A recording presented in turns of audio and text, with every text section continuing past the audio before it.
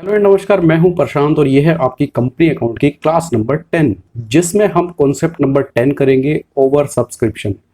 दोस्तों, over subscription important concept में से एक माना जाता है।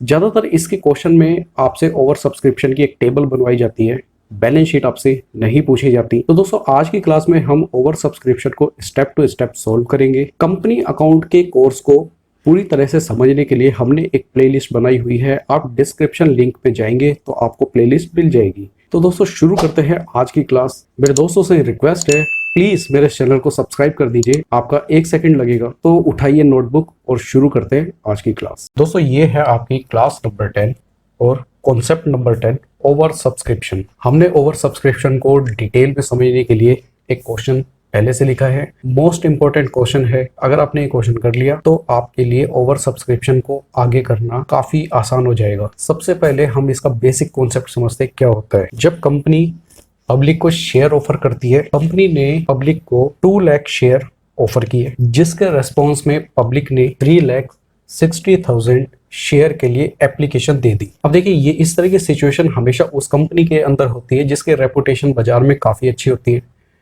तो मार्केट में जो कंपनी अच्छी रेपुटेशन रखती है उसको ओवर सब्सक्रिप्शन का सामना करना पड़ता है। हालांकि कंपनी के लिए काफी अच्छी बात है, कंपनी हमेशा अच्छी पोजीशन में रहती है। कंपनी 2 लाख रुपए 2 लाख रुपीस के शेयर ही पब्लिक को एलोकेट कर सकती है। तो जो एलोकेट होगा वो सिर्फ 2 लाख रुपीस का होगा, जबकि पब्लिक ने 3,60,000 रुपीस के एप्लीकेशन कंपनी को दे दिए। ऐसी सिचुएशन में कंपनी के पास एक्सेस अमाउंट आ जाता है, जिसके बाद कंपनी चाहे तो ये सारा का सारा एक्स्ट्रा अमाउंट पब्लिक को रिफंड कर सकती है, या फिर जो कंपनी अलग अलग इंस्टॉलमेंट्स लेती है उन पे एडजस्ट कर सकती है। कंपनी अलॉटमेंट पर एडजस्ट कर सकती है, कंपनी कॉल्स पर एडजस्ट कर सकती है, या कंपनी सारा का सारा पैसा लौटा सकती है, या फिर एडजस्टमेंट करने के बाद भी अगर कुछ एक्स्ट्रा अमाउंट बचा है तो उसे भी कंपनी अपने पब्लिक को वापस कर सकती है। तो दोस्तों, जब भी इस तरह की सिचुएशन आएगी, आप एक टेबल को फॉर्मुलेट करेंगे। टेबल से आपकी प्रेजेंटेशन काफी अच्छी हो जाएगी, जिससे आपको पूरे मार्क्स मिलेंगे आपके एग्जाम में। और दूसरी बात यह है कि टेबल की वजह से ये कॉन्सेप्ट आपकी मुट्ठी में आ जाएगा। तो चलिए, मैं आपको अब टेबल बनाने सिखाता हूँ। इस टेबल के अंदर आप इस पूरे के पूरे फॉर्मेट को फिल कर देंगे। ये है number 1, number 2, number 3, number 4, number 5 और number 6। Number of share applied by public, number of share allocate by company. इसके बाद हम लिखेंगे यहाँ पर excess money, adjustment on allotment, फिर आप एडजस्टमेंट ऑफ कॉल्स को लिखेंगे यहाँ पर, और जो भी रिफंड होगा उसे आप लास्ट कॉलम में लिख देंगे। तो अब इस टेबल में किस तरीके से आपको अमाउंट फिल करना है, उससे पहले मैं आपको एक बार ये क्वेश्चन रीड करा देता हूँ। एक कंपनी है जिसकी ऑथोराइज कैपिटल 30 लाख है। इसने इनवाइट किया 2 लाख के एप्लीकेशन के साथ, जैसा कि मैंने यहाँ पे फिल करा दिया आपको। कंपनी ने 3 रुपीज़ एप्लीकेशन 4+1 अलॉटमेंट और 4 रुपीज़ फर्स्ट कॉल और सेकेंड कॉल पे मंगवाई, यानी फर्स्ट और सेकेंड कॉल एक साथ मंगवाई। ओवर सब्सक्रिप्शन हो गया, कंपनी को 2 लाख के अगेंस्ट 3,60,000 शेयर मिल गए, जो कि हमने यहाँ पे लिख दिया। अब कंपनी ने डिसाइड किया कि हमें देखिए 2 लाख से ज़्यादा तो हम दे ही नहीं सकते, तो हमें 3,60,000 को कुछ इस तरीके से करना है कि 1,50,000 शेयर जिसके है उन्हें हम पूरे शेयर दे देंगे।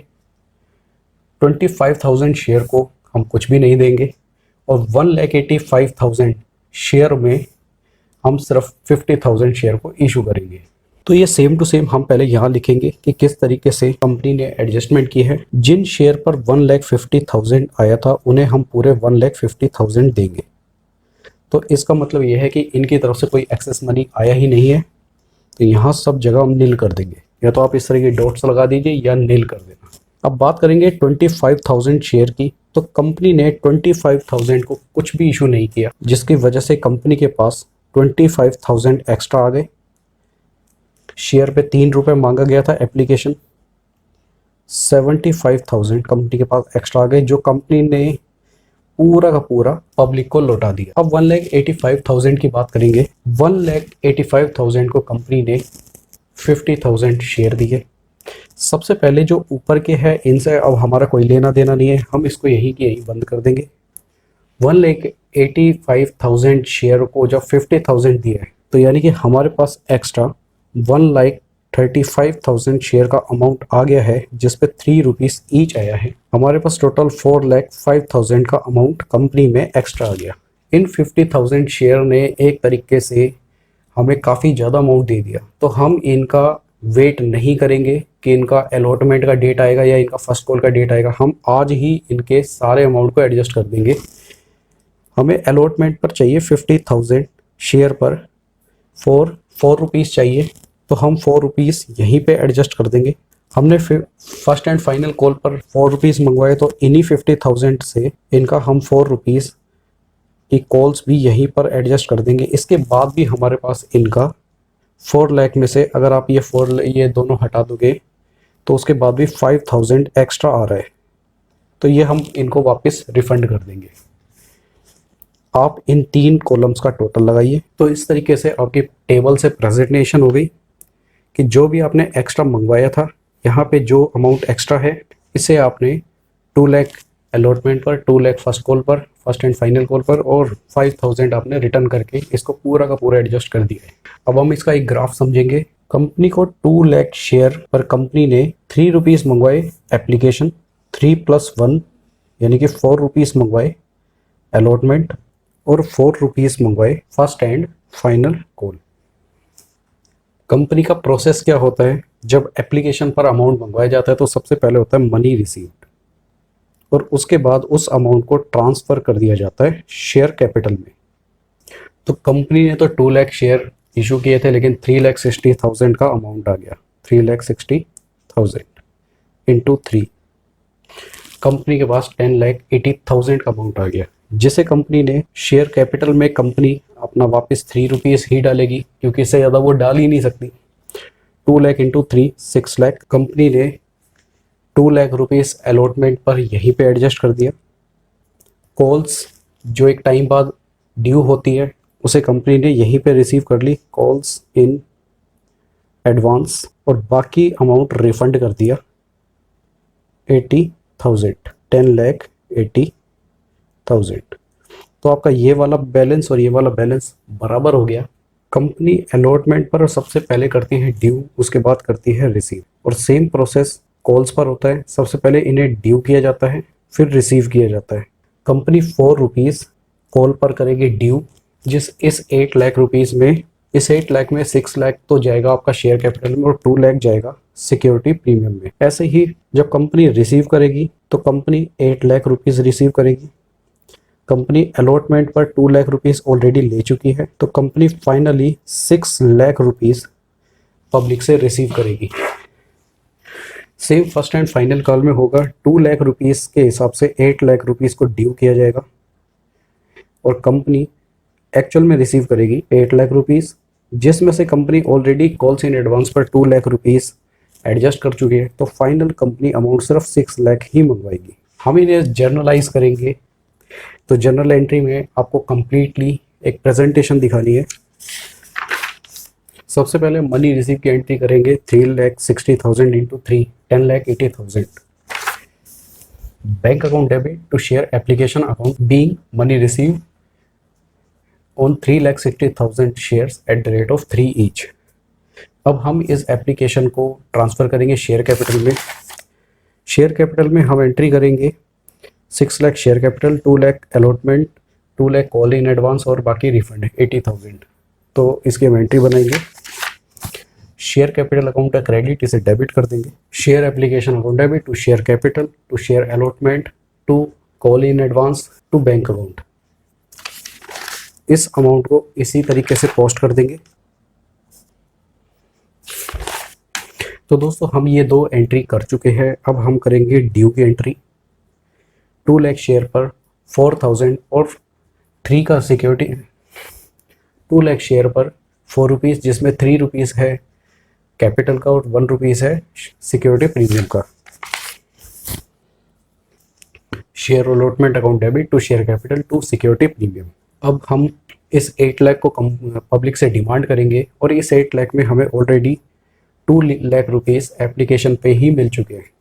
तो हम एंट्री करेंगे bank account debit to share allotment account 8 lakh rupees minus 2 lakh rupees, 6 lakh rupees से हम पब्लिक से मंगवा लेंगे। अब हम एंट्री करेंगे फर्स्ट एंड फाइनल कॉल की।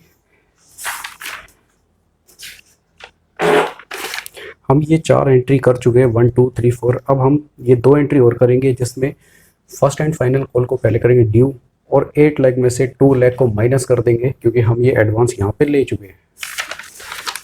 Share first and final call account debit to share capital account, 8 lakh rupees हमने ड्यू कर दिया। अब हम फाइनल अमाउंट मांगेंगे इस तरीके से, बैंक अकाउंट को कर देंगे डेबिट, जिसमें हमारे पास सिर्फ 6 लाख रुपीज़ है, कॉल्स इन एडवांस। जो यहाँ पे था 2 लाख रुपीज़, हम इसे यहाँ से एडजस्ट कर देंगे, और बाकी फर्स्ट एंड फाइनल कॉल एक बार डेबिट हुआ है तो ये दूसरी बार क्रेडिट कर देंगे। Being amount received. तो दोस्तों आपके ये क्वेश्चन लगभग हमने कंप्लीट कर लिया है।